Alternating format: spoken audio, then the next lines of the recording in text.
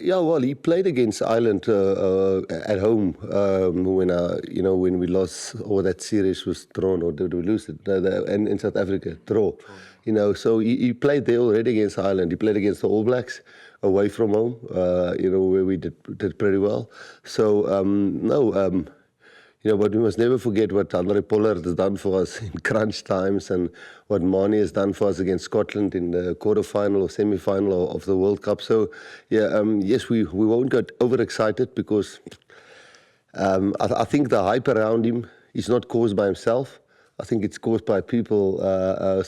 He's very level-headed, and in the team environment, he's doing really well. But as we always say, there's never been a World Cup win. And I don't know if Johnny Wilkinson was 25, but never been a World Cup win with a fly-off younger than 25 years old. So, he's still 2 years away, and then he's 25. So he'll keep on growing, and we'll try and manage him correctly. Yeah, no, he's serious. I don't think he'll play the rest of this tour. Unfortunately, in the tackle situation, I think it's his ankle and his knee. So, he's on crutches. So I don't think we'll have him for the rest of the tour. We are probably planning to replace him. We've got obviously Buan and Gerard. Gerard, I thought, also played really well. And then Thomas is back. And then we have obviously Wilco and what's his name, Zach, that played today. So, but if another loose head goes down in the week, then we're a bit in trouble. So we'll probably get in Asanati. I must just talk to the selectors first, but as I sit here now, I think Asanati will come in, and then what's his name, Thomas will probably just swing between tight head and loose head for us. I must just first get the go-ahead from the selectors, but that's the way our heads are currently. Japan is vir ons, die warm-up, obviously ons Brighton sal nooit uit ons koppe kom nie, want dit was ongelooflik wat Japan op die dag gedoen het. Dan ons warm-up match teen hulle, ons het nog net 3 keer in die geskiedenis gewen. En ons kon nog nooit hulle wegsit in 'n game nie. Selfs die World Cup quarterfinal, was dit minuut 55 het ons op 60 meter moltraai gedruk om regtig die game weg te sit. So, Eddie is 'n goeie coach en jy het laasweek gesien wat hulle teen Australië gedoen het. So, ek het nie die telling verwag nie en veral toe die reën begin het, is dit bietjie moeilik geweest om regtig die bal te hanteer. En obviously 'n jong vaskop wat gespeel het en 'n paar manne wat lanklaas gespeel het vir ons. So, was 'n bietjie aangenaam verras met wat die eindtelling is, maar ek dink is meer die wat se intent, die vasberadenheid waarmee die ouens teen 'n span soos Japan op die veld gegaan het en hulle die nodige respek gegee het en opgepitch het soos vir 'n All Black span met die fisiesheid en die intensiteit. Want obviously alles was nie perfek nie, maar ons is baie trots op mekaar oor hoe die intensiteit was. Ja, well, Damian Willems is back next week. He'll be fit. Even we didn't pick for the specific game, to get game time into Luot and Frank, who plays in Japan, and also give RG a 80. That was good to see him play a full 80. What was your question? How do you see him? Yeah, and then Cheslin, at fullback. So we've got both Gaza and Cheslin can play there. Curtly and Ethan is both fit. So the only injury we really have is with Ox, and Thomas is back next week for us after the Premiership race they had to have. So, but we know France. In France, playing them away from home. I remember in 2022, I was not a water boy. I was next to the field. We were still allowed next to the field there, and the passion and the intensity and the pressure and the whole cauldron in which you play there. I think we've got sufficient depth and quality and players of experience and enough youth in there, but it's a totally different ball game there when you go in there. It's really a pressure cooker and it gets to you. It did in 2022. We lost it. I think Kwaga got a yellow and Peter Steff got a red. And then obviously we beat them in the World Cup, but we also know how close that game was. So now it's a massive game for us to come, and then obviously there's Ireland still and two other test matches. So I think in personnel-wise, we're not in a bad position, but it will be a massive step up from today and maybe some of the other test matches that we played in the incoming series. Obviously New Zealand, Australia and Argentina was tough. And I can't say Italy was not, because we still have to play them this year. But I think we're building well, but pressure is another thing, and we'll feel that next week.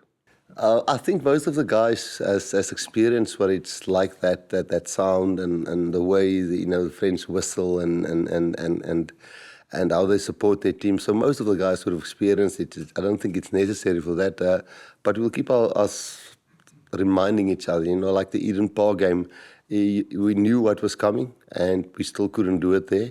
So no, we'll have to do some really intelligent stuff and physical stuff this week to be ready for that game. I don't think the Boomboks, most of the guys has experienced that atmosphere. For us, knowing their players not that well, and we only trusted more on our players who plays in Japan. There was, I think, 9 or 10 guys of the Japanese team who's played 10 or less test matches, who doesn't have double figures in test matches. They also had a 22-year-old hooker who starts. And you must put that into perspective. The caps that they had under their belt, I think, was average 16 caps. And they really lifted themselves last weekend against Australia. And for a team like that with not that amount of caps, it's difficult to analyze them, and Eddie is really sharp. But then in a game like this, where a lot of stuff clicked for us and worked for us, bouncing balls, where the ball got knocked on, it bounced into our hands, and there were some brilliant individual tries.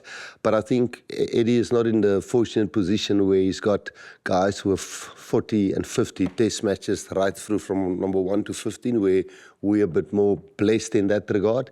And I think Japan doesn't get the opportunity as much as we do to play against tier 1 nations. And I think the more they get that opportunity, like last week, we'll see.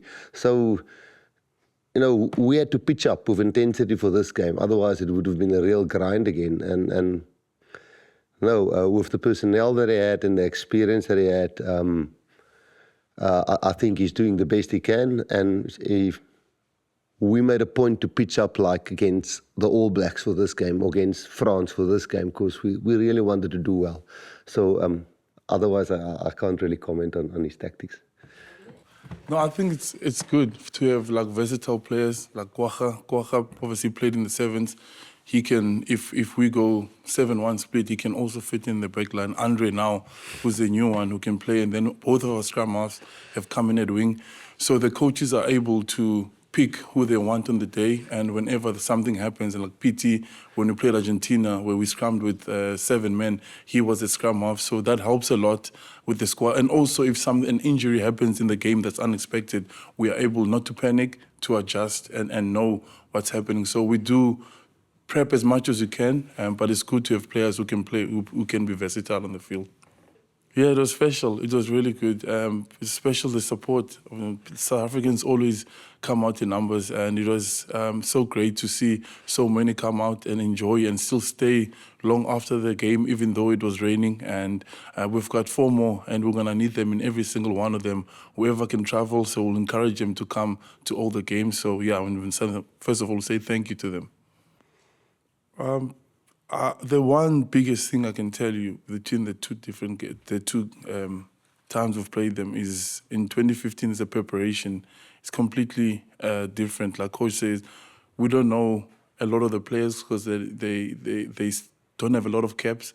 But with the profiles that we see, the work that we do off the field, watching, getting the club games and seeing who's playing, so you come in the game more prepared, where I felt in 2015 it was a little bit different. Obviously, everything's progressing throughout, and I think our preparation helps us more than anything else. I think we spend, as players, more time on the computers and meetings, looking and making plans than on the actual field. By the time we come on the field, we don't remember 80% of what you watch of the other players, but the 20% that you do remember does help you when you're tired on the field.